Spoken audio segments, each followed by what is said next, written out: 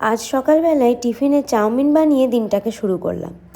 আজকে আমাদের কৃষ্ণনগর ফিরে যাওয়ার কথা ছিল, কিন্তু ভাইয়ের অনুরাধে আটকে যাওয়ায় ভাই আমাদের উপহারস্বরূপ ভাইয়ের হাতে স্পেশাল বিরিয়ানি বানিয়ে সারপ্রাইজ দেয় আমাদের।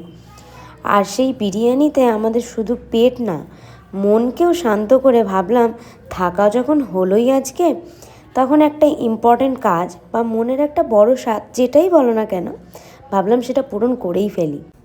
তাই বিরিয়ানির এনার্জি নিয়ে আমি আর মামুন চলে গেলাম আমার বহু প্রতীক্ষিত আশা পূরণের রিং লাইট কিনতে।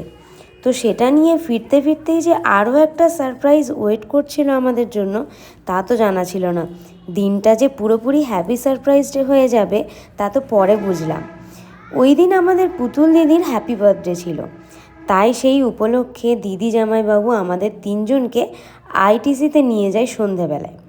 জীবনে প্রথমবার আমাদের তিনজনের একসাথে 5 স্টারে যাওয়া, সেই এক্সাইটেড ভিডিও এর পরের পার্টে আসবে।